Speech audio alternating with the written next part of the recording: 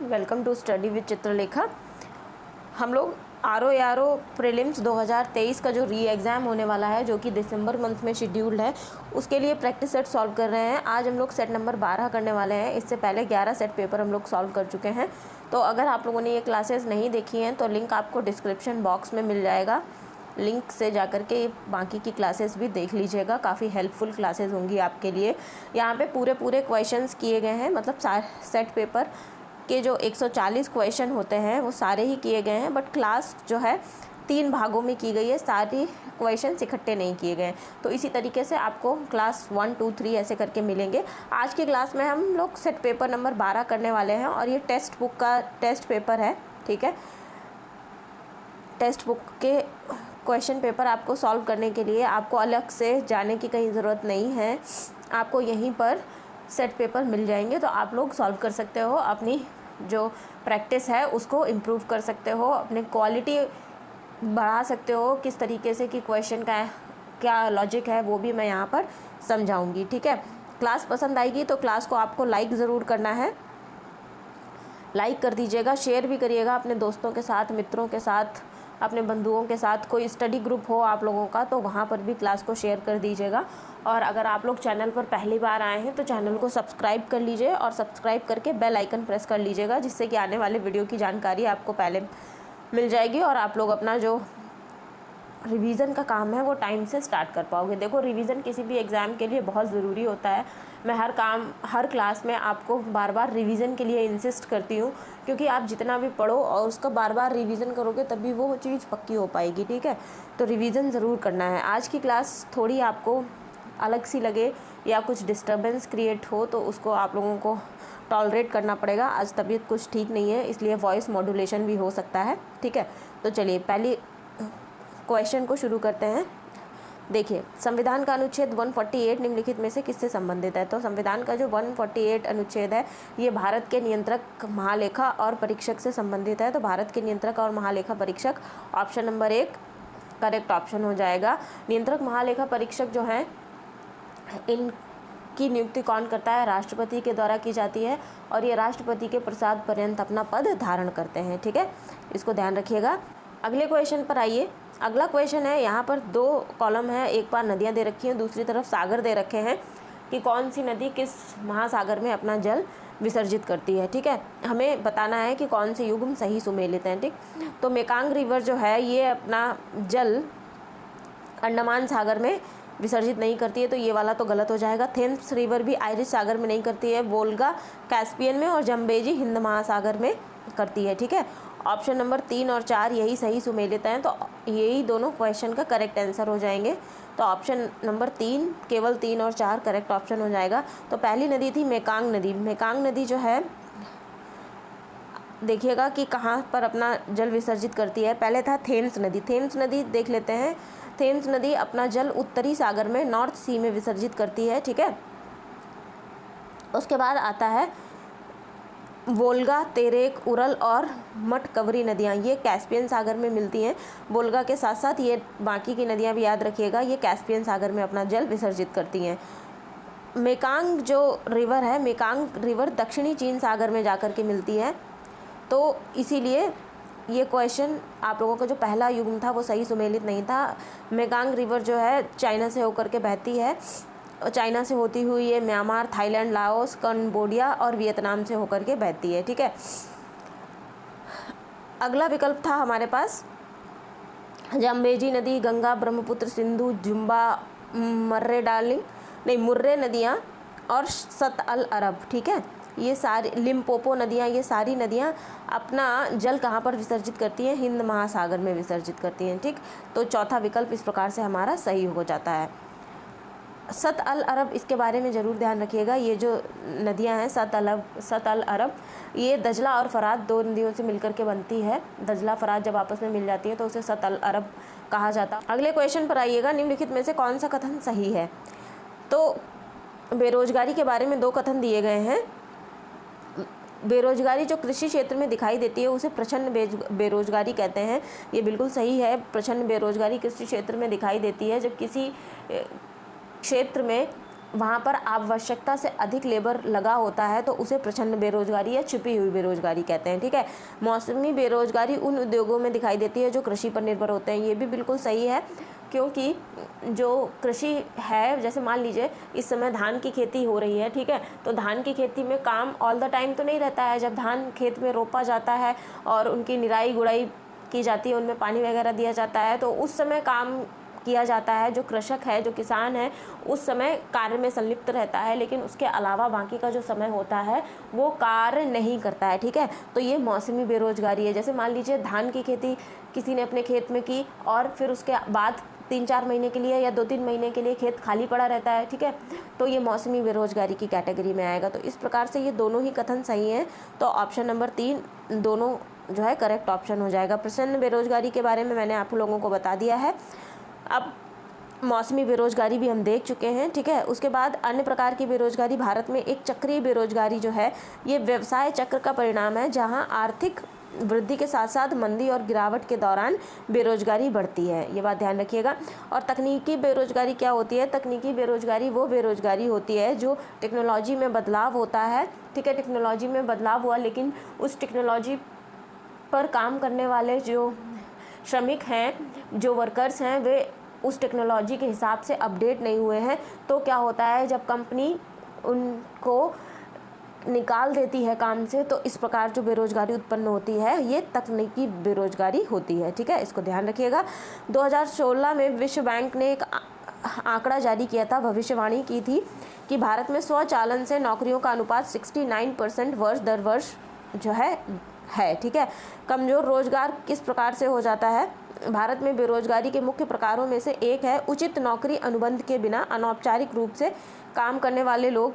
इस प्रकार किसी भी कानूनी सुरक्षा का आनंद नहीं लेते हैं और इन व्यक्तियों को बेरोजगार माना जाता है, क्योंकि उनको उनके काम का कोई भी रिकॉर्ड नहीं होता है। देखिए होता क्या है, जैसे मान लीजिए किसी संगठित क्षेत्र में या असंगठित क्षेत्र में कोई भी व्यक्ति अगर काम कर रहा है और वो ऑफ द रिकॉर्ड काम कर रहा है, उसके कार्य का कोई रिकॉर्ड नहीं है, ठीक है, कार्य का कोई रिकॉर्ड नहीं है। जैसे मान लीजिए किसी सॉफ्टवेयर कंपनी में क्या होता है, उसकी सॉफ्टवेयर कंपनी की स्ट्रेंथ 1000 है, वहाँ पर 1000 एम्प्लॉय काम करते हैं, ठीक है। 1000 एम्प्लॉयज़ का तो वो रिकॉर्ड रखते हैं, डेटा है उनके पास, सारा अटेंडेंस शीट मेंटेन करते हैं, उनका जो सैलरी है सैलरी स्लिप जनरेट करते हैं, उनका जो पीएफ है वो सारा डिडक्ट होता है और मेंटेन होता है, उनको जो बेनिफिट्स होते हैं वो मिलते हैं। लेकिन मान लीजिए इनके पास और ये जो कंपनी है ये आउटसोर्सिंग का काम करती है। मान लीजिए इनको काम ज़्यादा मिल गया और इनको जो है 100 बंदे और हायर करने पड़े। अब इन्होंने ये जो 100 बंदे हायर किए, ठीक है, ये इन्होंने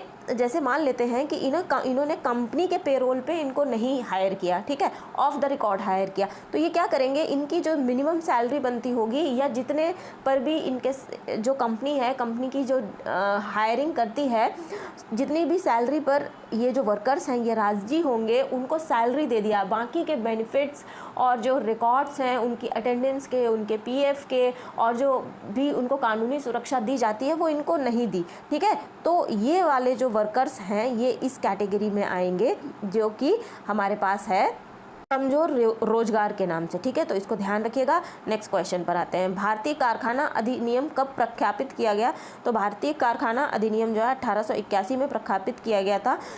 देश में कारखानों में जो काम करने वाले मजदूर थे उनकी स्थिति बड़ी ख़राब थी और उनकी स्थितियों पर विचार विमर्श करने के लिए एक समिति बनाई गई जो कि 1875 में नियुक्त हुई। इसने कानूनी रूप से कुछ कानूनी प्रतिबंधों का समर्थन किया और लॉर्ड रिपन के काल में शासनकाल के दौरान पहला कारखाना अधिनियम 1881 में अपनाया गया था, ठीक है। इसके बाद 1885 में भी कारखाना आयोग नियुक्त किया गया। उसके बाद 1891 में एक और कारखाना अधिनियम आया जो कि 1892 में श्रम पर रॉयल कमीशन ने नियुक्त किया था, ठीक है। इस अधिनियम के परिणाम स्वरूप क्या हुआ, कारखाने के काम के घंटों पर सीमा थी, मतलब पहले उनको जो लेबर था उसको कोई सीमा नहीं थी कि जैसे मान लीजिए 10 घंटे की ड्यूटी है तो वह 11 घंटे 12 घंटे या 13 घंटे कर सकता है। लेकिन जब कारखाना अधिनियम ये आया तो एक समय सीमा बना दी गई कि उसके ज़्यादा वर्कर से काम नहीं करवाया जा सकता, यदि करवाया जाएगा तो उसको ओवर टाइम देना होगा, ठीक है। उनकी जो श्रमिकों की स्थिति थी बहुत ज़्यादा दयनीय थी, तो सरकार उसके प्रति जवाबदेह हुई और मज़दूर को जो उसकी बेसिक नीड्स हैं वो पूरी करने के लिए भी क्या किया गया, उसके चीज़ें ठीक करी गई आगे। ठीक है, अगले क्वेश्चन पर आइए। उत्तर प्रदेश में पहली चीनी मिल कब स्थापित की गई थी? तो ये 1903 में की गई थी। ठीक है, 1903 में उत्तर प्रदेश में पहली चीनी मिल स्थापित हुई थी। कहाँ पर हुई थी? प्रतापपुर देवरिया ज़िले में हुई थी। तब जब ये स्थापना हुई थी तब उत्तर प्रदेश को संयुक्त प्रांत कहा जाता था। ठीक है, तो ये बात भी आप लोगों को ध्यान रखना है।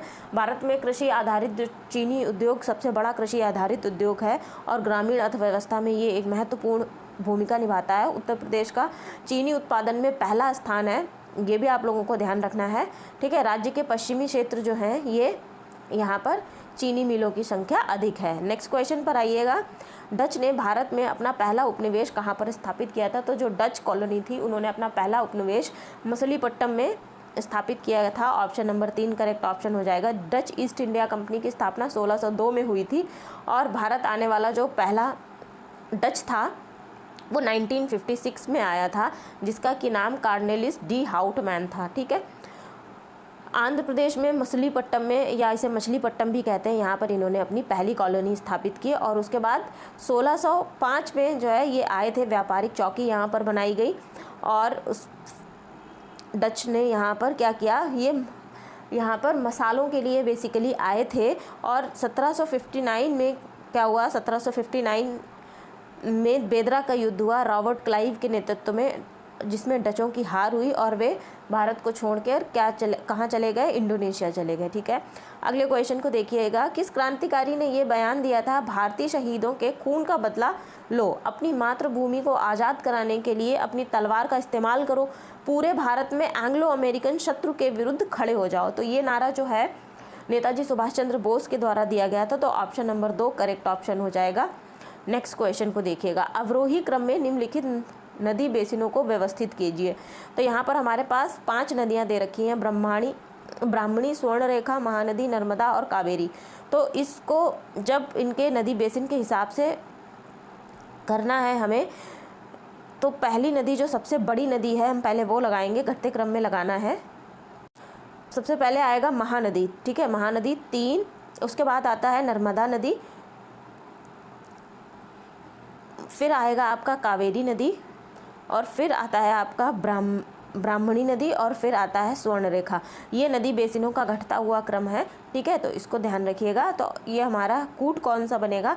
Option number 4, 3, 4, 5, 1, 2। ठीक, प्रमुख जो जल निकासी बेसिन है उन्हें नदी बेसिन कहा जाता है। भारत में एक नदी और उसके द्वारा सहायक नदियों द्वारा सिंचित भूमि का जो क्षेत्र है जल निकासी बेसिन के रूप में जाना जाता है। भारत की नदी घाटियों द्वारा प्रवाहित क्षेत्र को 3 श्रेणियों में वर्गीकृत किया जाता है। ठीक है, एक विशाल नदी बेसिन, मध्यम नदी बेसिन, ये पिछले पेपर में हम ये कर भी चुके हैं। ठीक है, इसलिए यहाँ पे इसको बहुत ज़्यादा मैं डिस्क्राइब नहीं करूँगी। पिछले पेपर में ये सारे बेसिन हम लोग पढ़ चुके हैं। और दूसरा, उसके बाद तीसरा जो है लघु नदी बेसिन होता है, जो 2000 वर्ग किलोमीटर के क्षेत्र में फैला होता है। ठीक है, अब हम भारत में बहने वाली जो प्रमुख नदियाँ हैं उनका अवरोही क्रम में देख लेते हैं। नदी बेसिन के हिसाब से अवरोही क्रम देख लेते हैं। इस तरीके से आपके जो, अगर मान लीजिए यहाँ पर जो क्वेश्चन में नदियाँ दी गई उसके अलावा अगर नदी आती है तो आप लोगों का क्वेश्चन आप इजीली कर पाओगे। ठीक है, तो भारत में सबसे बड़ा नदी बेसिन अगर किसी नदी का है तो वो सबसे पहले गंगा नदी है, गंगा नदी तंत्र, उसके बाद सिंधु नदी, फिर गोदावरी, फिर कृष्णा, उसके बाद ब्रह्मपुत्र, महानदी और नर्मदा। ठीक है, नर्मदा के बाद जो अगली नदी है कावेरी आती है, तापी, फिर ब्राह्मणी, माही और स्वर्णरेखा। ठीक है, तो इस प्रकार से आप ये जो नदी बेसिन है ये अवरोही क्रम में दिया गया है। इसको 3-4 बार पढ़ोगे तो आप लोगों को याद हो जाएगा। इनकी जो वैल्यू है कि कौन कितना क्षेत्र सिंचित करता है ये थोड़ा हैक्टिक हो जाएगा याद करने में। तो अगर आप लोग सिर्फ ये अवरोही क्रम में याद कर लेते हो तो इस तरीके का क्वेश्चन बनेगा तो आप लोगों का क्वेश्चन आसानी से हो जाएगा। ठीक है, चलिए अब चलते हैं अगले क्वेश्चन पर। अगले क्वेश्चन में 2 सूची हैं, एक तरफ वन्य जीव अभ्यारण्य दे रखे हैं, दूसरी तरफ उनका स्थान दे रखा है। तो कछुआ वन्य जीव अभ्यारण्य जो है बहराइच में है। ठीक है, महावीर स्वामी वन कहाँ पर मिलेगा आपको? ललितपुर में मिलेगा। सोहागी बरवा ये वाराणसी में है और कतनिया घाट कहाँ पर मिलेगा? महाराजगंज में मिलेगा। ठीक है, उत्तर प्रदेश के सभी वन्यजीव अभयारण्य हैं, इसलिए इम्पॉर्टेंट हो जाता है ये क्वेश्चन। उत्तर प्रदेश में इस समय 24 वन्यजीव अभयारण्य हैं, जिनमें से सबसे पहला जो वन्यजीव अभयारण्य था ये चंद्रप्रभा वन्यजीव अभयारण्य था। इसकी स्थापना 1957 में की गई थी चंदौली जिले में। कुल क्षेत्रफल 78 वर्ग किलोमीटर है और सबसे बड़ा वन्यजीव अभयारण्य उत्तर प्रदेश का कौन सा है?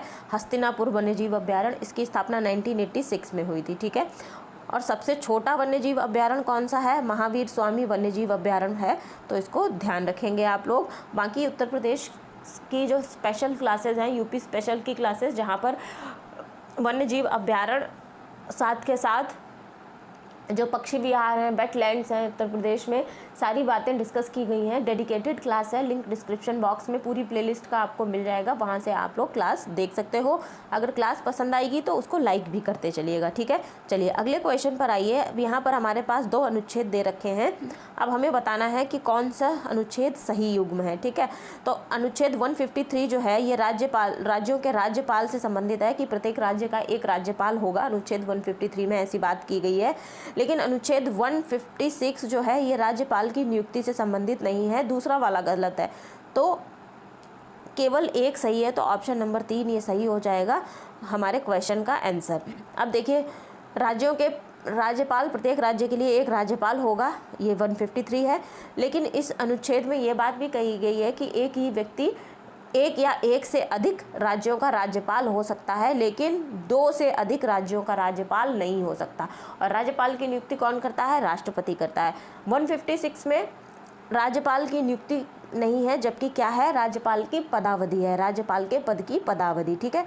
राज्यपाल राष्ट्रपति के प्रसाद पर्यंत अपना पद धारण करता है और संविधान के भाग 6 में राज्यपाल से संबंधित सारे अनुच्छेद दिए गए हैं, ठीक है।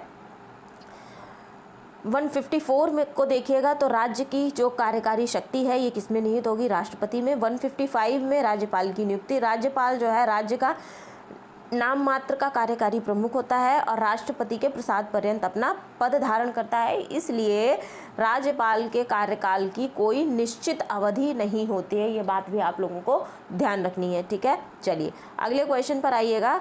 सरकार के बजट में निम्नलिखित में से कौन सी राजस्व प्राप्तियां हैं? तो देखिए, बजट में 2 प्रकार की प्राप्तियां होती हैं, राजस्व प्राप्तियां होती हैं, दूसरी तरफ कैपिटल रिसीट्स होती हैं, ठीक है। अब कैपिटल रिसीट्स को इंग्लिश में तो मैंने बता दिया, लेकिन हिंदी में आप लोग देख लीजिएगा कैपिटल रिसीट्स को क्या कहते हैं, ठीक। अब यहाँ पर राजस्व प्राप्तियाँ जो रेवेन्यू रिसीट्स हैं ये 2 हैं, आयकर प्राप्तियाँ और ब्याज प्राप्तियाँ, ठीक है। तो 2 प्रकार के हैं ये बजट में, तो केवल पहला और दूसरा सही है, तीसरा और चौथा गलत है। तो ऑप्शन नंबर 1 ही हमारे पास करेक्ट हो जाएगा। जो रेवेन्यू रिसीट्स हैं बजट में 1 और 2 हो जाएंगी, ठीक है। केवल 1 और 2, ऑप्शन नंबर 1। अगले क्वेश्चन पर आइए। मध्यकालीन भारत में सरंजामी प्रणाली क्या थी? तो मध्यकालीन भारत में सरंजामी प्रणाली जो है मराठों के अधीन भूमि अनुदान की एक प्रणाली थी, तो ऑप्शन नंबर 2 करेक्ट ऑप्शन हो जाएगा। अब इसके बारे में कुछ फैक्ट हम लोग देख लेते हैं। मराठों के तहत सरंजामी प्रणाली मुगलों की जागीर प्रणाली के समान थी, जहां सैनिकों के रखरखाव के लिए भूमि दी जाती थी, और ये जो भूमि सैनिकों को दी जाती थी ये गैर वंशानुगत होती थी, ठीक है। भूमि ज़्यादातर एक ग्रामीण वतन या जागीर के रूप में थी। इसके मालिक क्षेत्र में गांवों से राजस्व निकालने के लिए हकदार होते थे।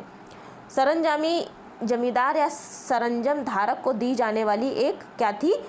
उपाधि थी। तो जो सरंजामी प्रथा थी उसके अंतर्गत सरंजम दार एक जमींदार होता था या सरंजम धारक ये एक उपाधि होती थी। आमतौर पर उस व्यक्ति को सैन्य क्षेत्र में वीरतापूर्वक कार्यों के लिए ये प्रदान किया जाता था। इस प्रकार अधिकांश सरंजामदार पूर्व सैन्य अधिकारी होते थे, ठीक है।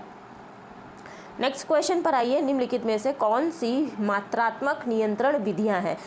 क्वांटिटेटिव कंट्रोल मेथड्स कौन कौन से हैं? तो जो क्वांटिटेटिव कंट्रोल मेथड्स होते हैं ये आरबीआई या सेंट्रल बैंक के द्वारा लगाए जाते हैं इन्फ्लेशन को कंट्रोल करने के लिए, ठीक है। बैंक रेट, सीआरआर, एसएलआर और खुला बाजार परिचालन, ओपन मार्केट सिस्टम्स, ठीक है। तो ये सभी क्या होते हैं? क्वांटिटेटिव मेथड्स होते हैं जो कि आरबीआई के द्वारा फॉलो किए जाते हैं।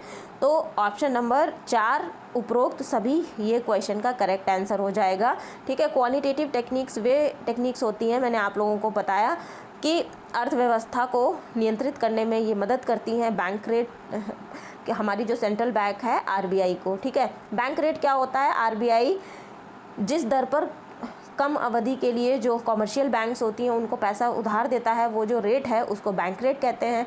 सीआरआर क्या होता है? ये आरक्षित नकदी अनुपात का एक अनुपात है जिसे एक वाणिज्यिक बैंक को केंद्रीय बैंक के पास रखना होता है। जो कमर्शियल बैंक्स होती हैं वो उनके द्वारा ये फॉलो किया जाता है। एसएलआर क्या होता है? वैधानिक चल निधि अनुपात इसे कहते हैं। एसएलआर वह चल निधि संपत्ति का अनुपात जो वाणिज्यिक बैंक अपनी केंद्रीय बैंक के पास रखते हैं। खुला बाजार परिचालन, ओपन मार्केट जो प्रैक्टिसेस होती हैं, ये क्या होता है? वाणिज्यिक और केंद्रीय बैंकों के बीच सरकारी प्रतिभूतियों की खरीद और बिक्री, इसे ओपन मार्केट ऑपरेशन कहते हैं, ठीक है। गुणात्मक उपकरण क्या होते हैं? हमने अभी क्वांटिटेटिव टेक्निक्स देखी, ठीक है। अभी यहाँ पर क्वालिटेटिव टेक्निक्स हम देखने वाले हैं। तो मार्जिन आवश्यकताएं, एलटीवी, उपभोक्ता ऋण विनियमन, चयनात्मक ऋण नियंत्रण और नैतिक उत्तेजना, ये सारी क्या होते हैं? क्वांटिटेटिव टेक्निक्स होती हैं। रेपो रेट क्या होता है? रेपो रेट वो रेट होता है जिस रेट पर आरबीआई कॉमर्शियल बैंक्स को क्या करता है? पैसा उधार देता है, ठीक है। कॉमर्शियल बैंक को पैसा उधार देता है शॉर्ट टर्म के लिए।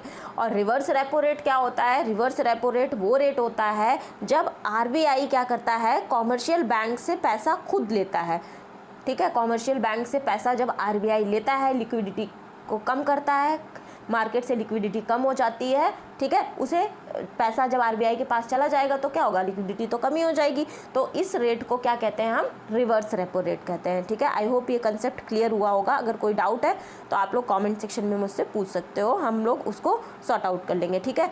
अगले क्वेश्चन पर आइए, और यहाँ पर 2 कथन दे रखे हैं। दोनों में से कौन से कथन सही हैं हमें ये बताना है। बैंक रेट के बारे में है। बैंक दर ब्याज की वह दर है जो आरबीआई अपने ग्राहकों से अल्पकालिक उधार पर वसूलता है। अभी हमने ऊपर क्वेश्चन किया, बैंक रेट वो रेट होता है जो आरबीआई कॉमर्शियल बैंक से लेता है, तो ये वाला गलत हो गया, ठीक है। रेपो रेट ब्याज की वह दर है जो आरबीआई उनके ग्राहकों से दीर्घकालिक उधार पर वसूलता है, बिल्कुल गलत बात है। आरबीआई क्या करता है? आरबीआई रेपो रेट में जो रेट है ये कॉमर्शियल बैंक से वसूलता है, ना कि ग्राहकों से, ठीक है। तो ये दोनों ही कथन गलत हैं। तो इस क्वेश्चन का जो करेक्ट आंसर होगा ये हो जाएगा ऑप्शन नंबर 4, ना तो 1 ना तो 2, ठीक है। चलिए, बैंक रेट के बारे में हम डिस्कस कर चुके हैं। रेपो रेट के बारे में भी हम बता चुके हैं। रेपो रेट जो लिक्विडिटी होती है, लिक्विडिटी को बनाए रखने के लिए रेपो रेट घटाया बढ़ाया जाता है, किसके द्वारा? आरबीआई के द्वारा, ठीक है। चलिए अगले क्वेश्चन पर आइए। निम्नलिखित में से कौन सा एक भू परिवेष्टित देश नहीं है? ठीक है, भू परिवेष्टित देश मतलब लैंड लॉक्ड कंट्री कौन सा नहीं है? तो देखिए, यूक्रेन जो है ये लैंड लॉक्ड कंट्री नहीं है, क्योंकि इसकी जो सीमा है ये एक सागर के साथ छूती है, ठीक है। तो अब हम देख लेते हैं कि कजाकिस्तान जो कि हमारे ऑप्शन में है, ये दुनिया का सबसे बड़ा लैंड लॉक्ड कंट्री है। तो ये ध्यान रखना है, लैंड लॉक्ड कंट्री वे कंट्रीज़ होते हैं जिनकी कोई भी सीमा, ठीक है, जिनकी जैसे मान लीजिए ये कोई कंट्री है तो इसकी कोई भी सीमा सागर के साथ नहीं छूती है, चारों तरफ भूस्थल होता है, उसे लैंड लॉक्ड कंट्री जो है कहते हैं, ठीक है। चलिए, ये सारी बातें दी रखी हैं यहाँ पर लैंड लॉक्ड कंट्री के बारे में। अब यूक्रेन देख लीजिए। यूक्रेन एक लैंड लॉक्ड कंट्री नहीं है, क्योंकि ये जो है दक्षिणी सीमा साझा करता है किसके साथ? ब्लैक सी, काला सागर के साथ, ठीक है। काला सागर के साथ ये अपनी सीमा साझा करता है, इसीलिए ये लैंड लॉक्ड कंट्री नहीं है। चलिए अगले क्वेश्चन पर आइए। भारतीय संविधान में देश के भीतर और राज्यों के बीच व्यापार और वाणिज्य की स्वतंत्रता से संबंधित भाग किस देश से लिया गया है? तो भारतीय संविधान के जो भी अनुच्छेद हैं उनका जो विवरण है और इनके बीच के जो भी संबंधित भाग हैं ये किसी देश से लिए गए हैं। जैसे जो संसदीय प्रणाली है ये ब्रिटेन से लिया गया है, ठीक है। राष्ट्रपति का पद अमेरिका से लिया गया है। उसी तरीके से देश के भीतर और राज्यों के बीच व्यापार और वाणिज्यिक स्वतंत्रता ऑस्ट्रेलिया के संविधान से ली गई है। तो ऑप्शन नंबर 3 ये करेक्ट ऑप्शन हो जाएगा। ठीक है, अनुच्छेद 301 में ये प्रावधान है कि देश में व्यापार, वाणिज्य और समागम पूरे देश में मुक्त होना चाहिए। इसी प्रकार ऑस्ट्रेलिया के संविधान में ये धारा 92 में इसका प्रावधान किया गया है। ठीक है, ऑस्ट्रेलिया के संविधान से जो और चीज़ें हैं वो ली गई हैं, वो क्या है, समवर्ती सूची की अवधारणा, अनुच्छेद 108 के तहत संयुक्त बैठक, दोनों सदनों की संयुक्त बैठक जिसको आहूत कौन करता है, प्रेसिडेंट ऑफ इंडिया जिसे आहूत करते हैं। संविधान संशोधन बैठक संशोधन के मामले में करवाई जा सकती है। इसकी अध्यक्षता कौन करेगा, इसकी अध्यक्षता लोकसभा स्पीकर के द्वारा की जाती है। ठीक है, यूएसए से मौलिक अधिकार, न्यायिक समीक्षा, न्यायपालिका की स्वतंत्रता, राष्ट्रपति का पद, संविधान की प्रस्तावना और सर्वोच्च न्यायालय और उच्च न्यायालय के न्यायाधीशों पर जो महाभियोग की प्रक्रिया है या उनके निष्कासन की प्रक्रिया कहाँ से ली गई है, अमेरिका से ली गई है। फ्रांस से क्या लिया गया है, फ्रांस से गणतंत्रवादी प्रणाली, स्वतंत्रता, समानता और बंधुत्व का सिद्धांत, धर्मनिरपेक्षता का सिद्धांत जो है कहाँ से लिया गया है, फ्रांस से लिया गया है। संसदीय प्रणाली, विधायी प्रक्रिया, एकल नागरिकता और कैबिनेट प्रणाली कहाँ से ली गई है, ब्रिटेन के संविधान से ली गई है। सारी चीज़ें देख लीजिएगा। इसके अलावा संविधान के सारे भाग और उन भागों के जो भी अनुच्छेद हैं, संविधान की कौन कौन सी चीज़ कहाँ से ली गई है, इसकी पूरी डिस्क्रिप्टिव क्लास आपको पॉलिटी की जो प्लेलिस्ट है वहाँ पर मिल जाएगी। लिंक मैं डिस्क्रिप्शन बॉक्स में दे दूँगी। अगर आपके पास समय है तो उसको ज़रूर देख लीजिएगा। ये क्लास बहुत हेल्पफुल होगी आप लोगों के लिए। अब चलते हैं अगले क्वेश्चन पर। अपने अधिनियमन के संबंध में निम्नलिखित में से कौन सा कथन गलत है। तो देखिए, पर्यावरण संरक्षण अधिनियम ये 1984 में नहीं आया था, ये 1986 में आया था। ठीक है, 1986 में लगा था, ये लागू हुआ था, आया था। तो पहला, दूसरा और तीसरा, वन्यजीव संरक्षण अधिनियम 1972 में, बाघ परियोजना 1973 में, हाथी परियोजना 1992 में, जबकि पर्यावरण संरक्षण अधिनियम 1986 में लागू हुआ था, अधिनियमित हुआ था। तो ऑप्शन नंबर 4 यही सही सुमेलित नहीं है, गलत है। तो ये हमारे क्वेश्चन का करेक्ट ऑप्शन हो जाएगा। और बाकी ये बातें तो मैंने आप लोगों को बताई ही दी। बाघ परियोजना 1973 में शुरू की गई थी, प्रोजेक्ट एलिफेंट 1992 में आया था, पर्यावरण संरक्षण 1986 में आया था। अगला क्वेश्चन है, ऑस्ट्रेलियन ओपन 2023 के पुरुष एकल मैच के फाइनल में स्टेफानोस सिपास को किसने हराया है। तो ऑस्ट्रेलियन ओपन 2023 में पुरुष एकल में नोवाक जोकोविच ने इनको हराया है। तो ऑप्शन नंबर 3 करेक्ट ऑप्शन हो जाएगा। और ऑस्ट्रेलियन ओपन ग्रैंड स्लैम स्तर का एक टेनिस टूर्नामेंट होता है जो कि 16 से 29 जनवरी 2023 को आयोजित किया गया था और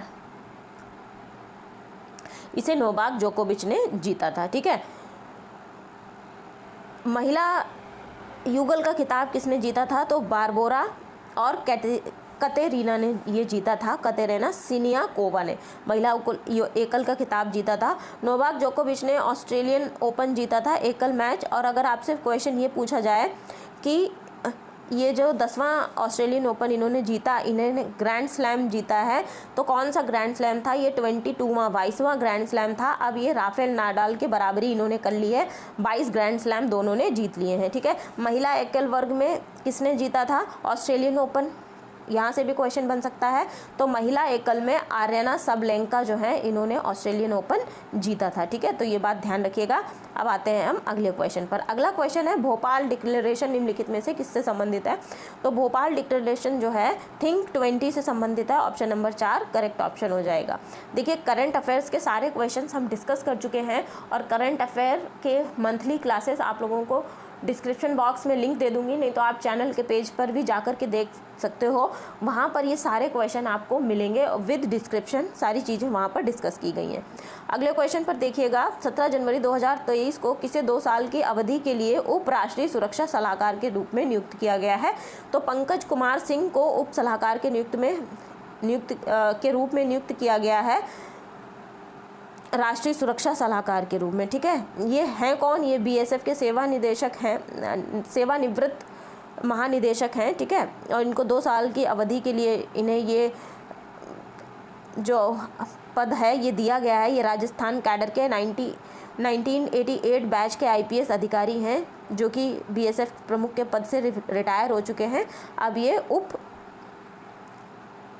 राष्ट्रीय सुरक्षा सलाहकार के रूप में कार्य करेंगे। ठीक है, अगले क्वेश्चन पर आइए।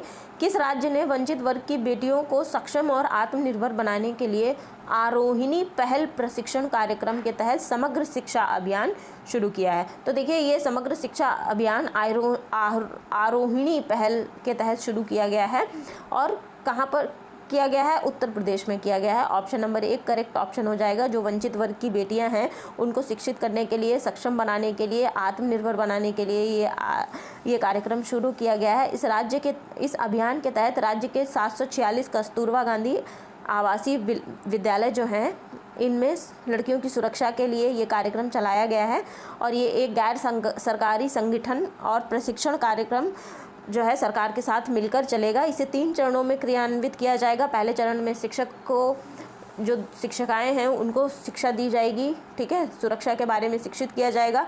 वाद विवाद से उनको चीज़ों से अवगत कराया जाएगा। फिर जो शिक्षित शिक्षिकाएं होंगी वो क्या करेंगी? जो वहाँ की लड़कियाँ हैं, वहाँ की बालिकाएँ हैं, उनको शिक्षित करेंगी। ठीक है, अगले क्वेश्चन पर आते हैं। संयुक्त राष्ट्र शैक्षिक वैज्ञानिक सांस्कृतिक संगठन यूनेस्को ने ओडेसा को विश्व स्तर खतरे वाली विरासत स्थल के रूप में नामित किया है। यह किस देश में है?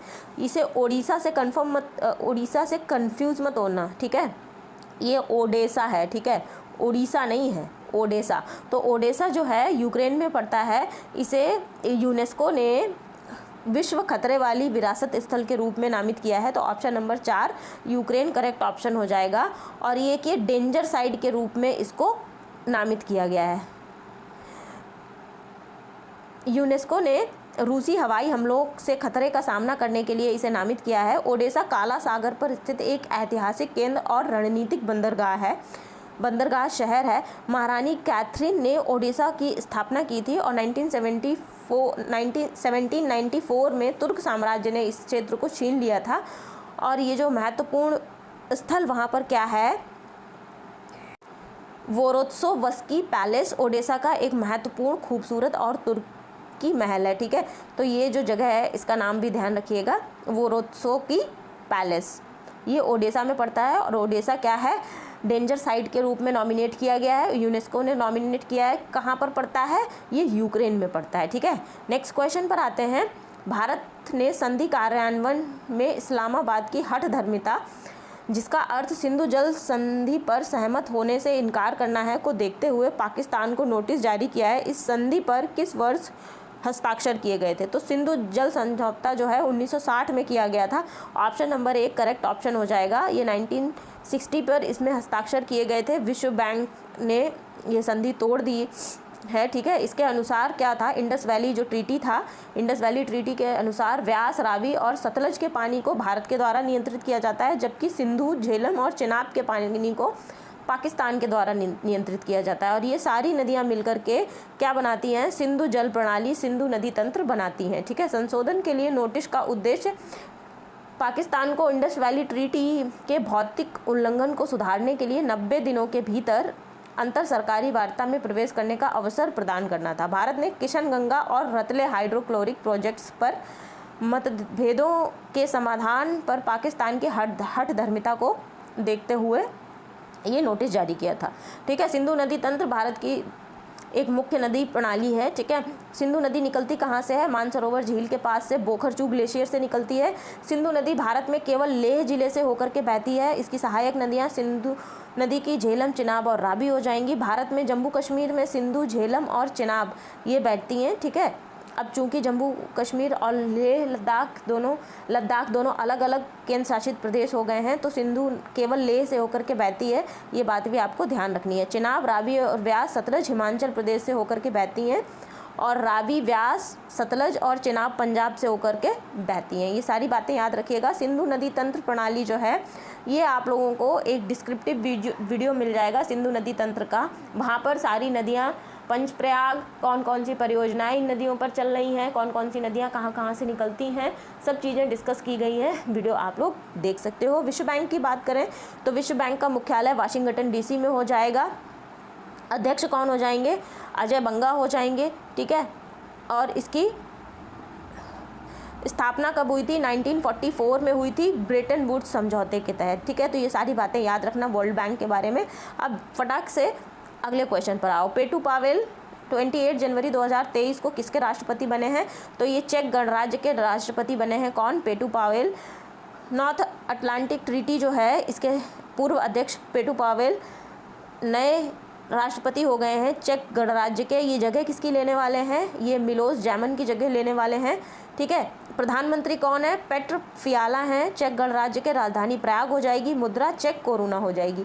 अच्छा, पेरू भी ऑप्शन में था, तो अगर पेरू की बात करें तो राजधानी पेरू की हो जाती है ब्यूनस आयर्स। ठीक है। अब जमैका की बात करते हैं तो जमैका में राजधानी हो जाती है किंगस्टन और मुद्रा क्या हो जाती है? Jamaican dollar. ठीक। अगले क्वेश्चन पर आइएगा।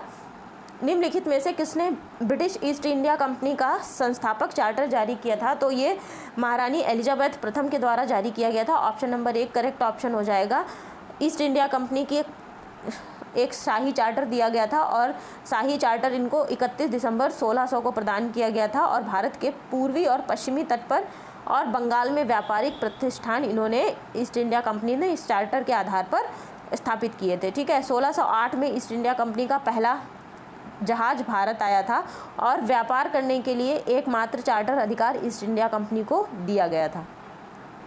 तो ये सारी बातें ध्यान रखनी है। अगले क्वेश्चन पर आइएगा। निम्नलिखित में से किन्हें उनके शानदार प्रदर्शन के लिए वर्ष 2022 में ICC T20 cricketer of the year चुना गया है? तो सूर्य कुमार यादव को चुना गया है ICC T20 cricketer of the year. ठीक है। इन्होंने 2022 में 31 मैच खेले T20 में, जिसमें इन्होंने 1164 रन बनाए और भारत के रेणुका सिंह जो हैं इनको ICC emerging women cricketer of the year भी मिला है, तो इनका नाम भी आप लोग याद रखिएगा। ठीक है।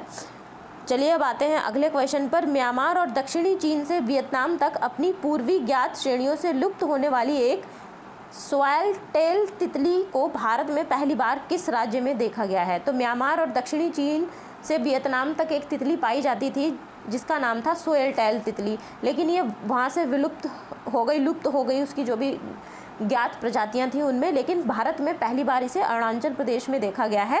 ऑप्शन नंबर 1 करेक्ट ऑप्शन हो जाएगा, अरुणाचल प्रदेश। ठीक है। म्यांमार और दक्षिणी वियतनाम से ये तितली लुप्त हो गई।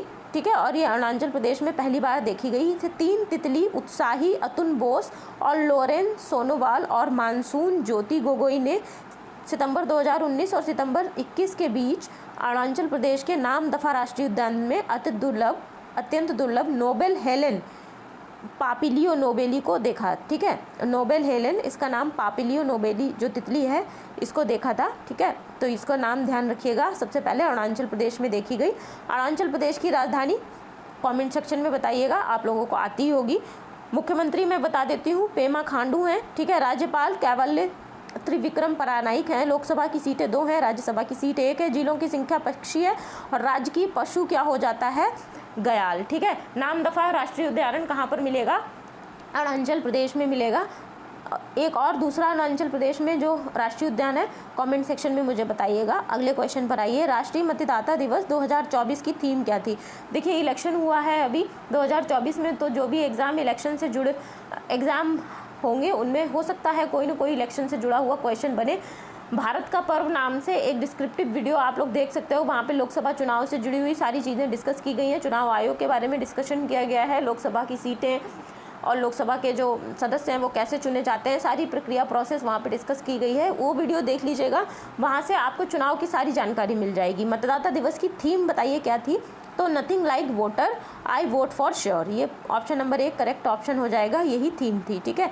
भारत ने मध्य प्रदेश को कूनो राष्ट्रीय उद्यान में कितने चीतों को स्थानांतरित करने के लिए दक्षिण अफ्रीका के साथ एक समझौते पर हस्ताक्षर किए हैं? तो दक्षिण अफ्रीका से 12 चीते लाए जाएंगे कूनो राष्ट्रीय उद्यान में, उनको स्थानांतरित किया जाएगा। ठीक है। इसीलिए भारत ने दक्षिण अफ्रीका के साथ एक समझौते पर हस्ताक्षर किए हैं। 15 फरवरी 2023 तक 7 नर चीते और 5 मादा चीते आएंगे। 1952 में भारत से विलुप्त घोषित कर दिया गया था चीता को। तो चीता पुनर्वास कार्यक्रम के तहत सितंबर 2022 में नामीबिया से 8 चित्तीदार जो चीते हैं इनको भारत लाया जाएगा। इन्हें बिग कैट्स कहा जाता है। ठीक है।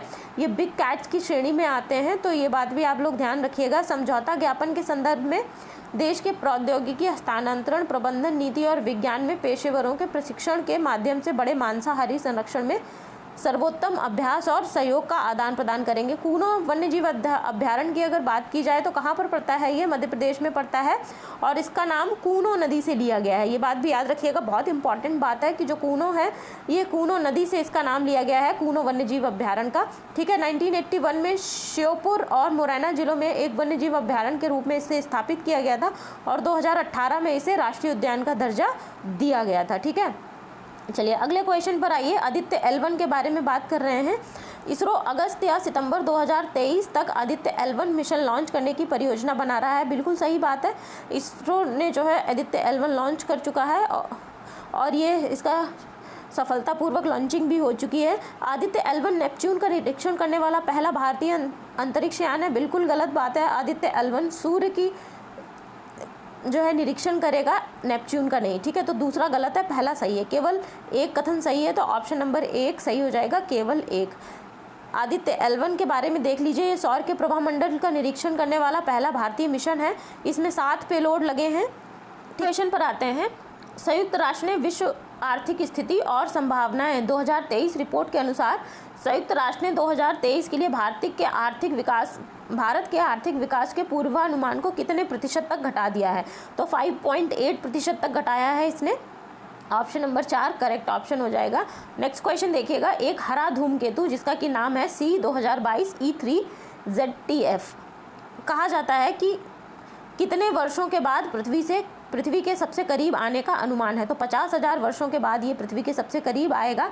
और इस धूमकेतु का नाम, जिसका नाम क्या है, C 2022 E3, ये 50 वर्षों के बाद पृथ्वी के सबसे करीब आने वाला है। 2 फरवरी के आसपास पृथ्वी के करीब आने का अनुमान है और इसे पहली बार देखने वाले लोगों ने इसको संदर्भित किया था। इसे मार्च 2022 में अमेरिका में जुएकी ट्रांस फैसिलिटी में वाइल्ड फील्ड सर्वे कैमरा का उपयोग करने वाले खगोलविदों ने देखा था।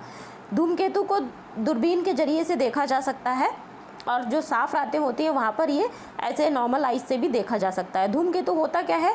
ये जमी हुई चट्टान या गैस से भरी हुई वस्तुएं होती हैं जो सौर मंडल के निर्माण के अवशेष होते हैं। जब वे कहीं से गुजरते हैं तो उनकी रचना और विशेषताओं के वजह से उनके पीछे रोशनी दिखाई देती है।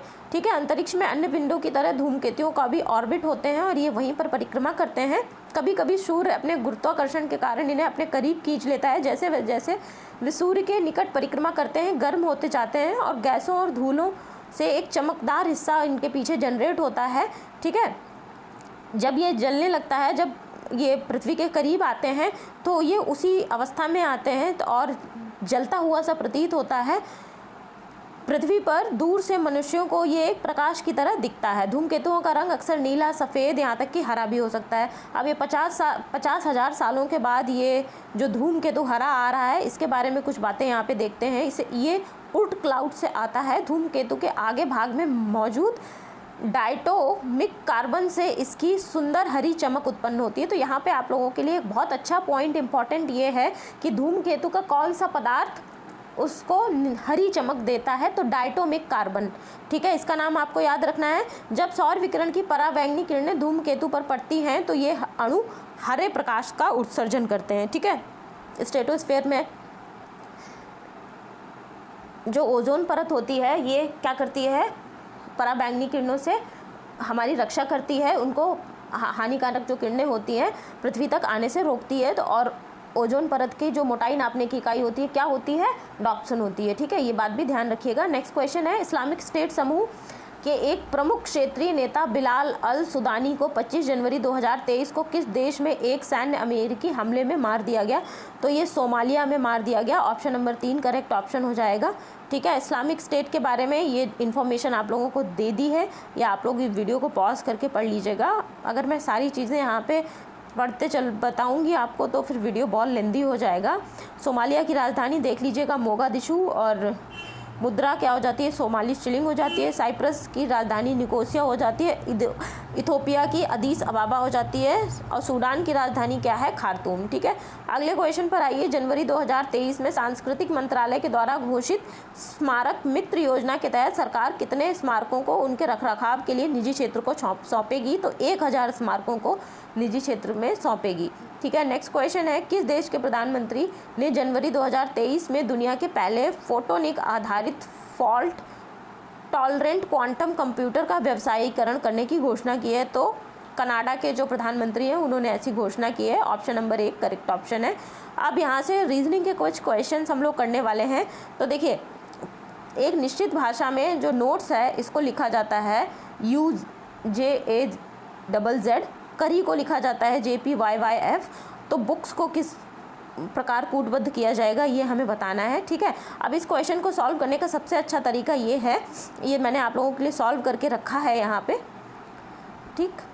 अब देखो, नोट्स को UJAZZ के रूप में लिखा गया है।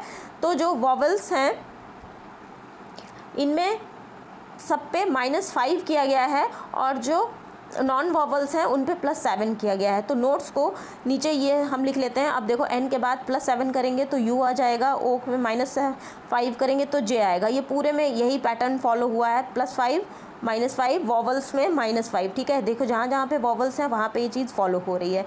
अब करी में देखो, करी में भी यही बात फॉलो हो रही है। c है, यहाँ पे +7 है, u वॉवल होता है, -5 है, ठीक है। अब जो हमारा है क्या, बुक्स को देखो कैसे डिकोड करेंगे। तो बुक्स को b के बाद +7 करेंगे तो i आ जाएगा, ठीक है। o के बाद -5 करेंगे तो ये हमारे पास j आ जाएगा, o के बाद -5 फिर j आ जाएगा, k के बाद +7 r आएगा, s के बाद +7 z आएगा।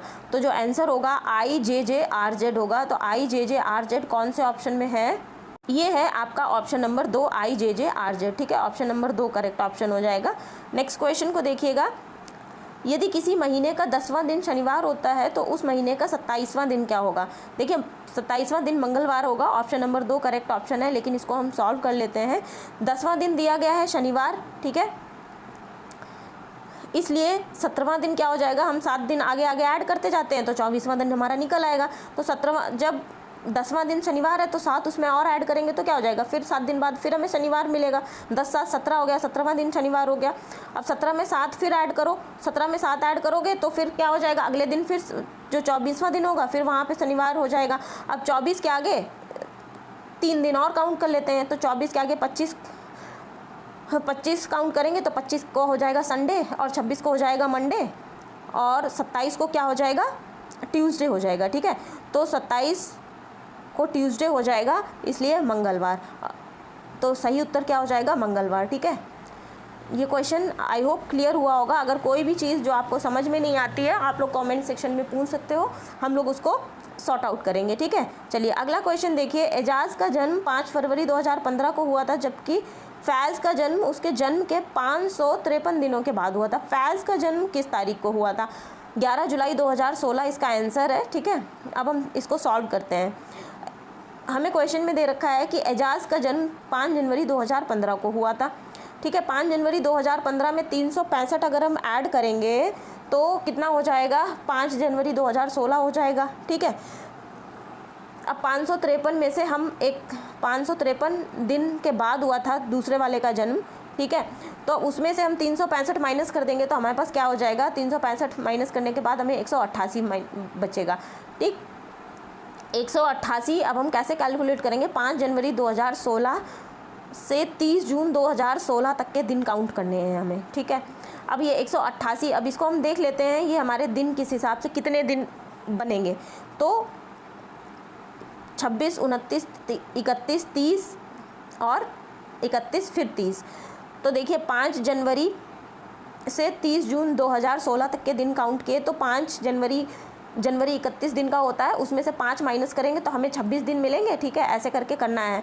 उसके बाद जनवरी के बाद फरवरी 2016 चूँकि लीप ईयर था, ठीक है, लीप ईयर था तो 29 डेज़ का होगा, इसलिए यहाँ पे 29। उसके बाद फरवरी के बाद मार्च 31, ठीक, फिर जून, मार्च के बाद अप्रैल, ये इस तरीके से हमने सारे दिन ऐड कर लिए। तो कितना हो जाएगा? ये 177 हो जाएगा, ठीक है। 177 188 में से 177 घटा देंगे तो कितना बचेगा? ये हमारे पास 11 बचेगा। और 30 जून 2016 को हमको पता है उसके आगे 11 दिन हमें मिले, 11 दिन के बाद होगा उसका जन्म। एजाज का जो दूसरा फैज़ है ना, हाँ फैज़ नाम है, तो उसका जन्म 563 दिनों के बाद हुआ था। 563 में से हमने 365 माइनस किए तो 188 दिन हमें आगे और कैलकुलेट करने हैं। तो 30 जून 2016 के बाद 11 दिन ये बचे, 11 दिन हम और उसमें ऐड कर देंगे तो हमें उसके जन्मदिन की तारीख मिल जाएगी, ठीक। तो 30 जून 2016 में 11 और ऐड करोगे तो देखो जून का महीना तो 30 दिन का होता है, और फिर ये 11 जुलाई 2016 को फैज़ का जन्म हुआ था, तो यही सही उत्तर हो जाएगा। ठीक है, अगला क्वेश्चन देखिए, बहुत इजी है, विषम को चुनना है हमें। ये सारे क्यूब हैं, ठीक है, और ये जो तीसरा वाला है ये स्क्वायर है। चलिए अगला देखिए, दिए गए विकल्पों में से एक अन्य भिन्न शब्द का चयन कीजिए। हाइलाइटर, पेन, पेंसिल, ये सारी लिखने की चीज़ें हैं, लेकिन कागज़ इससे डिफरेंट है। ठीक है, नेक्स्ट क्वेश्चन को देखिए, विषम युग्म का चयन कीजिए। कुड़नकुलम, काकरापारा, कैगा, ये सारे क्या है, परमाणु संयंत्र हैं, लेकिन जो ओडिशा है ये नदी घाटी परियोजना है। ओडिशा हीराकुंड ये बांध है, नदी घाटी परियोजना है, तो यही विषम है, ऑप्शन नंबर 3। नेक्स्ट क्वेश्चन पर आते हैं, राहुल मीना का दामाद और सिमरन का पति है। पवन के 2 बच्चे हैं, उनके पोते और नानी का नाम हरि है। हरि के माता पिता शनि और सिद्धार्थ हैं। सिमरन और सिद्धार्थ भाई बहन हैं, और सिद्धार्थ के पिता संजय हैं। संजय और राहुल के बीच में क्या संबंध है, ये ब्लड रिलेशन का क्वेश्चन है, वो हमें बताना है। ठीक है, ये ससुर और दामाद होंगे। अब हम यहाँ पर ये सॉल्व किया हुआ है, उसको सॉल्व करते हैं। देखिए सबसे पहली लाइन कह रहे हैं कि राहुल जो है मीना का दामाद और सिमरन का पति है, तो ये राहुल हो गया, जो रेक्टेंगल में है ये मेल है, जो सर्कल में है ये फीमेल है। ठीक है, मीना का दामाद है, सिमरन का पति है, इक्वल ये पति पत्नी हो गए। ठीक है, संजय मीना आपस में पति पत्नी है। उसके बाद देखिए पवन के 2 बच्चे हैं, ठीक है, और इनके पोते का नाम क्या है, हरि है। ठीक है, ये पवन हो गए, पवन का जो पोता हो गया ये हरि हो गया। शनि और सिद्धार्थ ये दोनों पति पत्नी हो जाएंगे। सिमरन जो है ये सिमरन और सिद्धार्थ भाई बहन है, तो ये इनकी बहन हो गई। ठीक है, और हरि पवन का पोता हो गया, ये मेल है, ये मेल वहाँ पर हमें दिया गया है। अब हम देखते हैं, हमें बताना है कि संजय और राहुल का क्या रिश्ता है। तो हमारे पास ये जो फैमिली ट्री बना है, यहाँ पर आप देखो संजय, ये रहा संजय, ठीक है, संजय और राहुल। तो संजय और मीना आपस में पति पत्नी हैं, और सिमरन जो है इनकी पुत्री हो जाएगी मीना की, इसका पति। तो ये संजय और राहुल आपस में दामाद और ससुर हो जाएंगे। ठीक है, दामाद और ससुर और दामाद, मतलब संजय ससुर हो जाएगा, राहुल दामाद हो जाएगा। तो यही करेक्ट ऑप्शन है, ऑप्शन नंबर 4। ठीक है, चलिए अब हम चलते हैं अगले क्वेश्चन पर। अगला क्वेश्चन है, उस विकल्प का चयन कीजिए जो 5वें पद से उसी प्रकार से संबंधित है जिस प्रकार से दूसरा पद पहले से और चौथा पद तीसरे से। ठीक है, तो ये हमारे पास दे रखा है क्वेश्चन। जयकाल को क्या लिखा गया है, LAKCAJ, इसी प्रकार से अगला है, और हमें ये जो क्रेजीनेस है इसका बताना है कि इसको डिकोड कैसे करेंगे। तो इसको मैंने आप लोगों के लिए सॉल्व कर रखा है। देखिए इसको जूम कर दिया है। जयकाल को LAKCAJ कैसे किया गया है, जो J है इसको फर्स्ट वाले लेटर को बिल्कुल लास्ट में रिप्लेस कर दिया गया है, और इसको इस तरीके से एक घटा के करते जा रहे हैं रिप्लेसमेंट, तो हमें ये मिल जाएगा। अगले वाले में भी इसी तरीके से सॉल्व किया गया है। M को बिल्कुल लास्ट में फर्स्ट, ये इस तरफ से जो राइट से आएगा इसको फर्स्ट लेटर कर दिया गया है। इसी तरीके से एक एक रिप्लेसमेंट की गई है। अब ये क्रेजीनेस है, क्रेजीनेस को किस तरीके से लिखा जाएगा, तो जो फर्स्ट लेटर है C, इसको बिल्कुल लास्ट में लेकर के आएंगे राइट हैंड से जो S है इसको यहाँ पे फर्स्ट लेटर आ जाएगा, तो ये S हो जाएगा। दूसरे वाला फिर आएगा, फिर S हो जाएगा, और जो बीच वाला लेटर है ये बीचों बीच में रहता है। ठीक है, ये भी ध्यान रखना है। तो ऑप्शन नंबर 4 में ये बन रहा है SSENIZARC। ठीक है, तो यही ऑप्शन नंबर 4 हमारे क्वेश्चन का करेक्ट ऑप्शन हो जाएगा। आप लोग इसको सॉल्व करोगे तो ये बहुत आसानी से सॉल्व हो जाएगा। अगला क्वेश्चन दिशा निर्देश वाला है। एक कार के बिंदु A से पूर्व की ओर 5 किलोमीटर यात्रा करती है, फिर बाएं मुड़ती है, फिर B तक पहुंचती है, 12 किलोमीटर चलती है, फिर A और B के बीच की न्यूनतम दूरी निकालनी है। तो ये देखिए यहाँ पे ये डायग्राम बना दिया है आप लोगों के लिए। ठीक है, अभी देखिए कार कैसे चल रही है। कार सबसे पहले A पॉइंट से चलना शुरू करती है, 5 किलोमीटर चलती है। 5 किलोमीटर चलने के बाद फिर ये बाएं मुड़ती है। बाएं मुड़ने के बाद देखिए ये कहाँ जाती है, 12 किलोमीटर B पे पहुँच जाती है। ठीक है, फिर A और बीच की हमें न्यूनतम दूरी तय करनी है। तो A और बीच की न्यूनतम दूरी बताने के लिए अब आप देखो ये क्या हो गया, समकोण त्रिभुज हो गया। इसमें पाइथागोरस प्रमेय हम लगा देंगे। तो ये A और C की डिस्टेंस हमको पता है 5 किलोमीटर है, तो इसका स्क्वायर प्लस 12 किलोमीटर, इसका स्क्वायर, ये आधार हो गया, ये लंब हो गया, और ये कर्ण, कर्ण हमको निकालना है। तो 12 का स्क्वायर 5 पंजे 25 हो जाएगा, 12 बढ़ाइए हम 144 हो जाएगा, ठीक है। ये 169 हो जाएगा, और ये आएगा 169 का स्क्वायर रूट कितना हो जाएगा, 13 हो जाएगा। तो 13 किलोमीटर ए और बीच की डिस्टेंस हो जाएगी, ठीक है। चलिए अगले क्वेश्चन पर आते हैं। और दिशा पूछी गई है, दिशा क्या हो जाएगी, नॉर्थ ईस्ट हो जाएगी, उत्तर पूर्व दिशा भी आप वहाँ से निकाल सकते हो, ठीक है। थोड़ा स्पीड में चल रहे हैं क्योंकि क्वेश्चन आसान है। अगर कोई डाउट है तो कमेंट सेक्शन में आप पूछ लीजिएगा। एक चालक पश्चिम से पूर्व की ओर सवारी कर रहा है, ठीक है। एक बायां शार्प मोड़ लेता है, फिर यू टर्न लेता है, फिर दायां मोड़ लेता है। वह किस दिशा में बढ़ रहा है? तो देखिए ये यहाँ पे डायग्राम बनाया है, इसको जूम कर देती हूँ मैं। तो साइकिल सवार कैसे चल रहा था, सबसे पहले पश्चिम से पूर्व की ओर चल रहा था, ठीक है। तो साइकिल सवार ने इस पॉइंट से चलना शुरू किया, स्टार्टिंग पॉइंट ये पूर्व की ओर। फिर उसने क्या किया, एक शार्प मोड़ लिया, ठीक है, शार्प मोड़ लिया, ये नॉर्थ की तरफ पहुंच गया।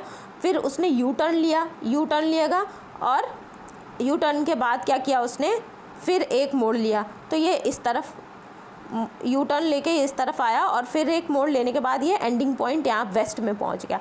अब हमें बताना है तो किस दिशा में चल रहा है, तो उसकी दिशा क्या हो जाएगी, पश्चिम दिशा में वो पश्चिम दिशा में चल रहा है, ठीक है। तो ऑप्शन नंबर 4 पश्चिम दिशा, यही करेक्ट आंसर हो जाएगा, ठीक।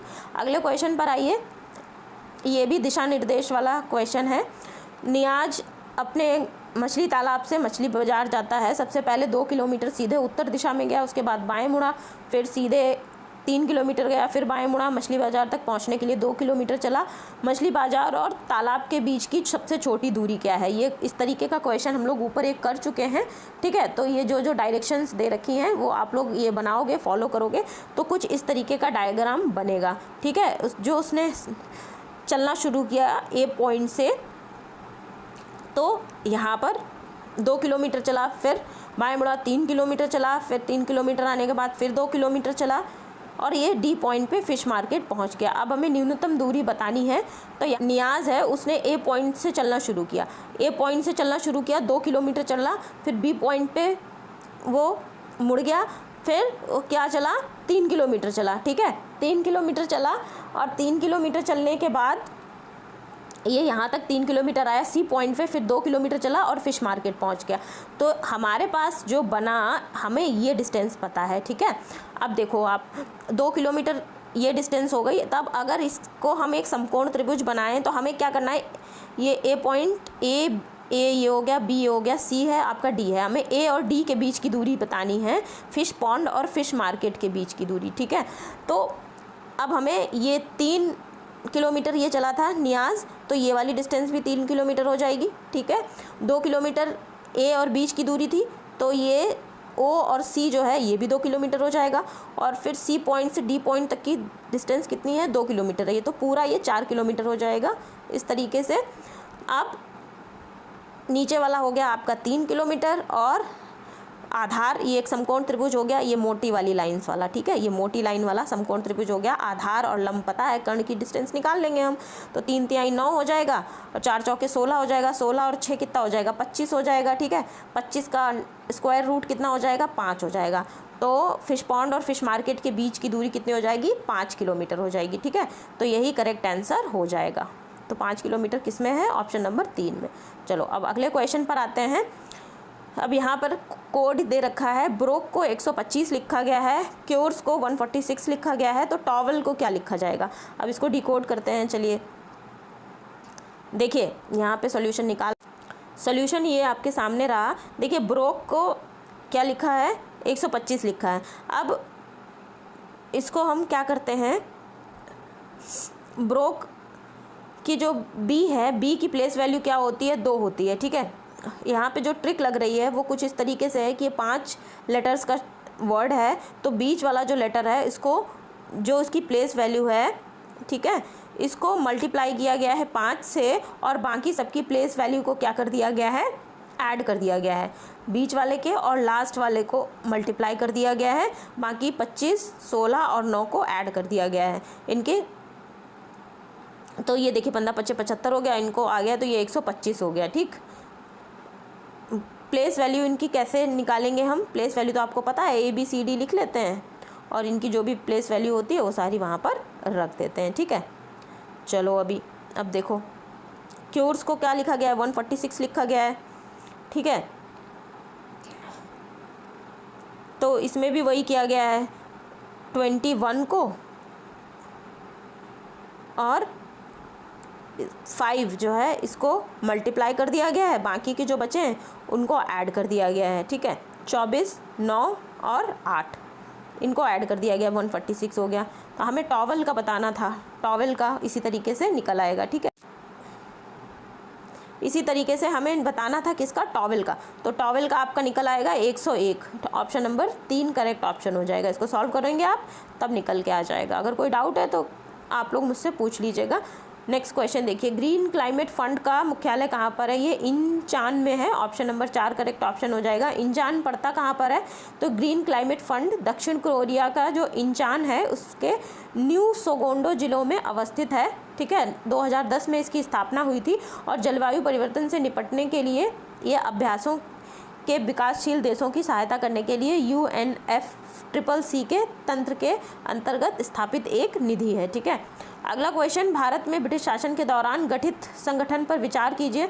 तो सब जो कलानुक्रम है, कलानुक्रमिक क्रम उसके सही क्रम में लगाना है। तो सबसे पहले जिसका गठन हुआ वो आएगा यहाँ पर और सबसे बाद वाला सबसे लास्ट में। तो देखिए सबसे पहले गठन हुआ था ईस्ट इंडिया एसोसिएशन का, उसके बाद दूसरे नंबर पर आता है पूना सार्वजनिक सभा और तीसरे नंबर पर आता है भारतीय लीग और सबसे लास्ट में आएगा आपका कलकत्ता भारतीय संघ। तो 1, 3, 4, 2 करेक्ट ऑप्शन हो जाएगा। इनके गठन के वर्ष देख लीजिए, ये यहाँ पर दे दिया है मैंने। तो ईस्ट इंडिया एसोसिएशन की स्थापना 1866 में हुई, कलकत्ता भारतीय संघ की स्थापना 1876 में, पूना सार्वजनिक सभा 1870 में, भारतीय लीग 1875 में, ठीक है। यही कलानुक्रम है, तो हमें इसी तरीके से करना था, ठीक है। ईस्ट इंडिया एसोसिएशन की स्थापना 1866 में दादा भाई नौरोजी ने लंदन में की थी।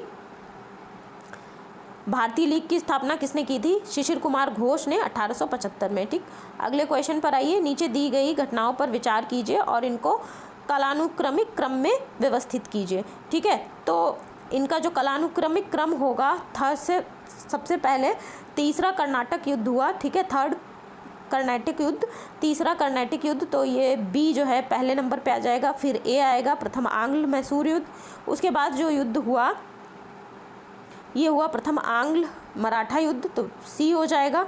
और सबसे लास्ट में डी। अब इनके ईयर देख लेते हैं, ये आपको सब याद रखने हैं, इनको आप अच्छे तरीके से याद करोगे, कई बार पढ़ोगे तो सब याद हो जाएगा। तो जो तीसरा कर्नाटक युद्ध था ये 1757 से शुरू हुआ और 1763 तक चला था। एक्स-ला चैपल की संधि यही हुई, इसी युद्ध को समाप्त करने के लिए हुई थी। प्रथम आंग्ल मैसूर युद्ध 1767 में शुरू हुआ और 1769 तक चला। प्रथम आंग्ल मराठा युद्ध 1775 से शुरू हुआ, 1782 तक चला। और प्रथम आंग्ल सिख युद्ध कब हुआ? 1845 से शुरू हुआ और 46 तक चला, ठीक है। तो ये जो ईयर्स हैं ये आपको याद करने हैं, तभी आप इनको व्यवस्थित कर पाओगे। इनको कई बार रिपीट कर करके पढ़ना, तो ये याद हो जाएंगे। अगले क्वेश्चन पर आते हैं, कौन सा सही सुमेलित नहीं है? तो देखिए, मौलिक कर्तव्य भाग 4 काम में दिए गए हैं, राज्य भाग 6 में है, जबकि भारत का महान्यायवादी ये भाग 13 के अंतर्गत नहीं आता है, ठीक है। यही सही सुमेलित नहीं है। ऑप्शन नंबर 3 करेक्ट ऑप्शन हो जाएगा। अगले क्वेश्चन पर आइएगा, आलू यट्टू किस राज्य का लोक नृत्य है? तो आलू यट्टू जो है नागालैंड का लोक नृत्य है।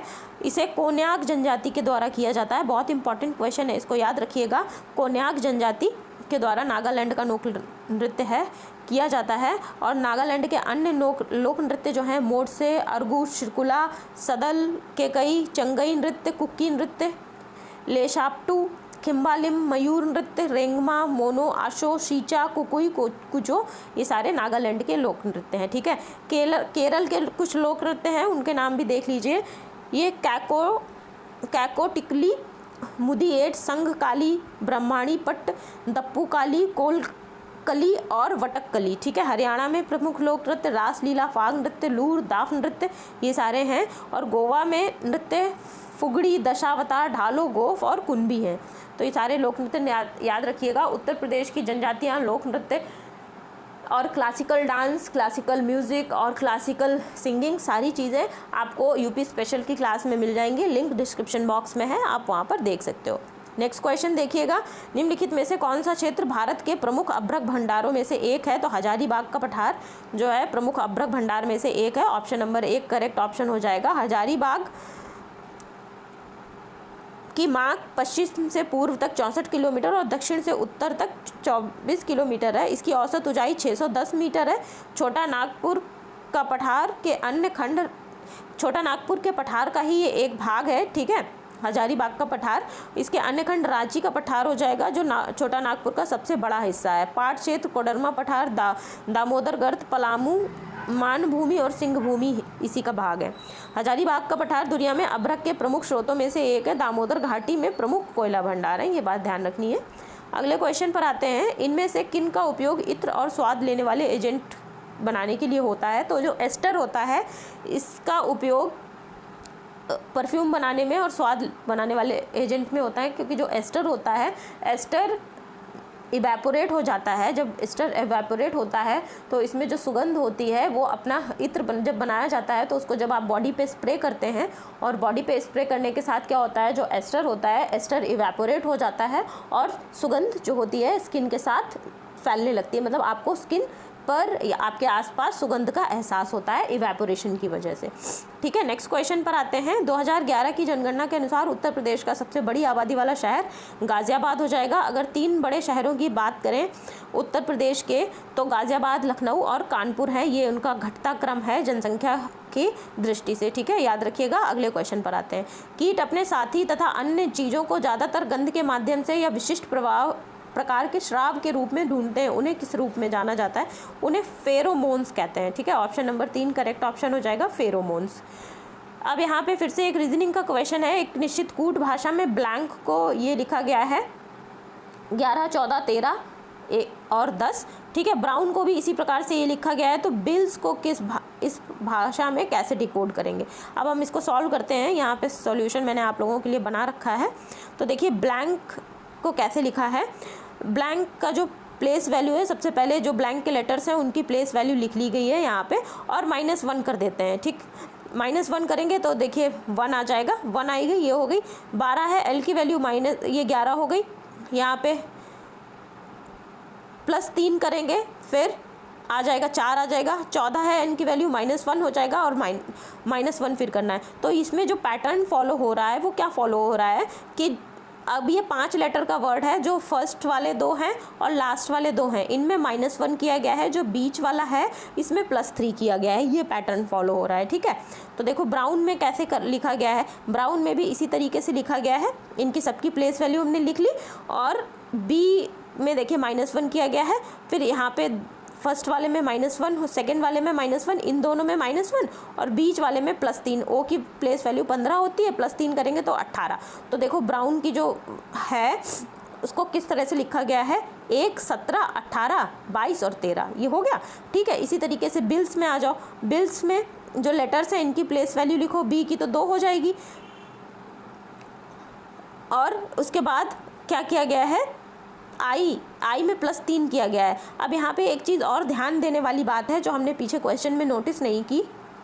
हमने पीछे ये जो 2 हमारे पास बिल्स ब्राउन और पहले वाला जो था, इसमें हमने नोटिस नहीं की कि हमने ट्रिक जो लगाई वो आप लोग ये समझने का प्रयास करो। जो ब्राउन है ये 5 लेटर्स का वर्ड है, ठीक है। जो वॉवल्स हैं, वॉवल्स में +3 किया गया है, जबकि नन अदर देन वॉवल्स, मतलब वॉवल्स के अलावा जो शब्द हैं इनमें सब में -1 किया गया है। और यही बात पहले वाले में भी फॉलो की गई थी। यहाँ पर देखिए ब्लैंक में जो वॉवल है इसमें +3 किया गया है, ठीक है। ए में +3 किया गया है, बाकी सब में -1 किया है। तो अब जो हमारे पास बिल्स है इसमें भी हम यही ट्रिक लगाएंगे कि सबकी प्लेस वैल्यू लिख ली। अब जो वॉवल है वो यहाँ पे क्या है, केवल आई है, बाकी सारे जो वर्ड्स बचे हमारे पास सब में -1 कर देंगे और इसमें +3 कर देंगे।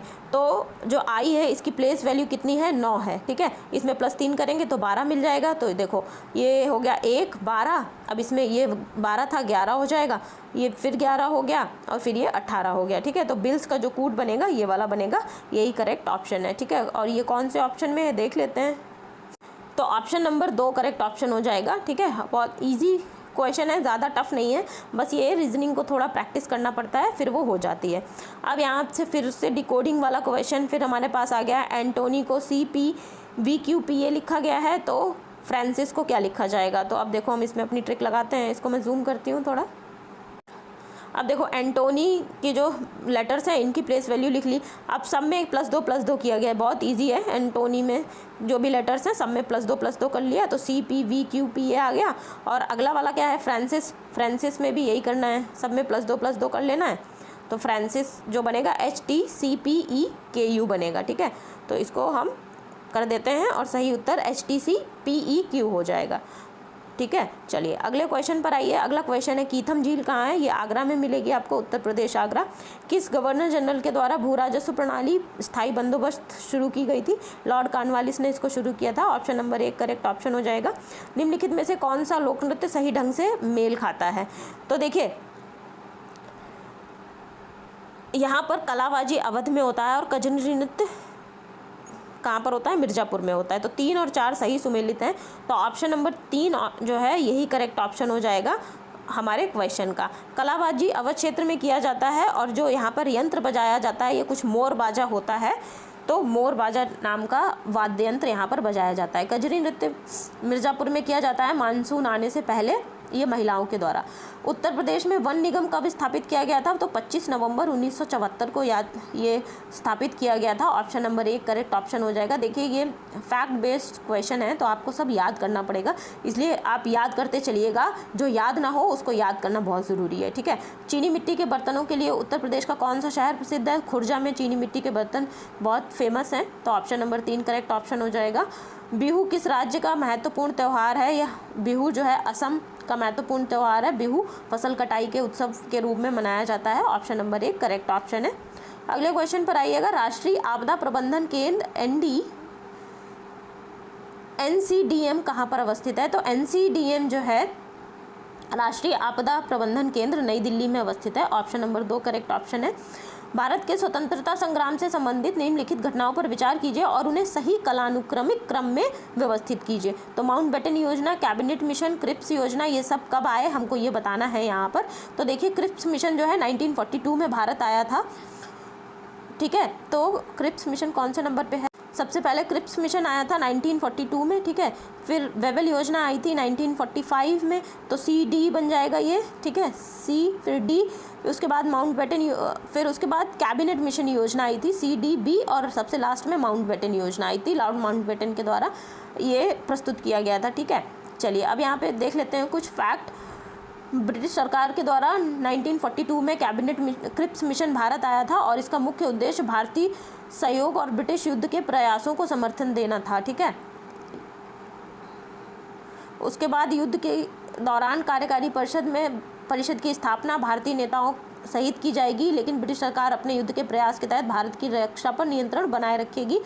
तो कैबिनेट मिशन की ये बात थी जिसे कांग्रेस ने ठुकरा दिया था। वेवेल योजना 1945 में लॉर्ड वेवेल की अध्यक्षता में शिमला सम्मेलन हुआ था 25 जून को, जिसमें कांग्रेस, मुस्लिम लीग और सिख दलित वर्ग और यूरोपीय समूह का प्रतिनिधिमंडल शामिल हुआ था। उसके बाद आई कैबिनेट मिशन योजना। कैबिनेट मिशन योजना 19 फरवरी 1946 में आई थी। क्लीमेंट एटली उस समय भारत के प्रधानमंत्री थे, उनके द्वारा कैबिनेट मिशन को भारत भेजा गया था। और कैबिनेट मिशन के 3 सदस्य थे, पैट्रिक लॉरेंस, स्ट्रेफोर्ड क्रिप्स और AV अलेक्जेंडर। इनके नाम भी आप लोगों को ध्यान रखने हैं। और इन्होंने सुझाव क्या दिया था कि केवल रक्षा और विदेशी मामलों, इसके तहत सभी क्षेत्रों को एक बहुत ही ढीले संघ का सुझाव दिया जो कि एक रक्षा और विदेशी मामलों के संचार को नियंत्रित करता था, ठीक है। माउंटबेटन योजना 1947 में आई थी, किसके द्वारा? लॉर्ड माउंटबेटन के द्वारा पेश की गई थी। ये भारत के अंतिम वॉइसराय थे और इन्होंने प्रांतों को जो बंटवारा होना था ये योजना इन्होंने पेश की थी और 3 जून 1947 को माउंटबेटन योजना लॉर्ड माउंटबेटन ने पेश की थी, ठीक है। अगले क्वेश्चन पर आते हैं। 2 कॉलम है यहाँ पर, एक तरफ विद्रोह है, दूसरी तरफ उनके स्टार्टिंग के वर्ष हैं। तो पावना विद्रोह 1873 पे शुरू हुआ और 76 तक चला। एका आंदोलन 1921 में शुरू हुआ। संथाल विद्रोह ये 1855-56 में आया। ताना भगत आंदोलन 1914, ठीक है, ताना भगत 1914, इसको मैचिंग कर देते हैं। और ये याद रखिएगा, इस तरीके के इंपॉर्टेंट क्वेश्चन हैं जो आपसे एग्जाम में पूछे जाते हैं और ज़रूर पूछे जाएंगे। कवि वचन सुधा का प्रकाशन किसके द्वारा किया गया था? ये भारतेंदु हरिश्चंद्र के द्वारा किया गया था। ऑप्शन नंबर 1 करेक्ट ऑप्शन हो जाएगा। अगला क्वेश्चन है, तांबे के संदूषण को रोकने के लिए पीतल के बर्तनों की कोडिंग के रूप में आमतौर पर किस धातु का उपयोग किया जाता है? तो टिन का उपयोग किया जाता है पीतल के बर्तनों के ऊपर, जिससे कि जो पीतल है वो काली ना पड़े। नेक्स्ट क्वेश्चन पर आइएगा, निम्नलिखित में से किस भौगोलिक क्षेत्र में रामोसी विद्रोह हुआ था? तो रामोसी विद्रोह जो है पश्चिमी घाट पे हुआ था। रामोसी पश्चिमी घाट की पहाड़ियों पे जो जनजातियां रहती हैं उनके द्वारा ब्रिटिश शासन के खिलाफ उन्होंने विद्रोह किया था। इन्होंने विलय की नीति का विद्रोह किया था। और इसी के बाद क्या हुआ था, अंग्रेज़ों ने जो लॉर्ड डलहौजी ने हड़प नीति शुरू की थी, उसके खिलाफ ये विद्रोह हुआ था। 1822 में चित्तूर पांडे के साथ ये लोग आए और सतारा के चारों ओर जो भी इनको धन पैसा मिला उसको इन्होंने लूट लिया। और पूना के उमाजी नाइक और उनके समर्थक बापू त्र्यंबक जी सावंत के नेतृत्व में 1825-26 में संघर्ष हुए और अशांति कब तक जारी रही? 1829 तक जारी रही। 1839 में राजा प्रताप के निक्षेप और देश निकाला पर फिर से अशांति फैल गई। तो रामोसी विद्रोह कहाँ पर हुआ था? ये पश्चिमी घाट की पहाड़ियों में हुआ था, वहाँ के आदिवासियों के द्वारा किया गया था। तो आज की क्लास में हमने 70 क्वेश्चंस किए हैं और 70 क्वेश्चंस जो रहते हैं पेपर 1 जीएस पेपर 1 के, ये हम नेक्स्ट क्लास में करेंगे। आई होप आज की क्लास आप लोगों को पसंद आई होगी। क्लास पसंद आई है तो क्लास को लाइक ज़रूर कर दीजिएगा, लाइक शेयर करिएगा। और चैनल पर पहली बार आए हैं तो चैनल को सब्सक्राइब कर लीजिए। अगर कोई डाउट है तो कमेंट सेक्शन में मुझसे पूछ सकते हो, कोई सुझाव हो तो वो भी कमेंट सेक्शन में ज़रूर शेयर करिएगा। अगली क्लास में मिलते हैं, तब तक के लिए खूब पढ़िए। बहुत बहुत शुभकामनाओं के साथ। Thank you everyone.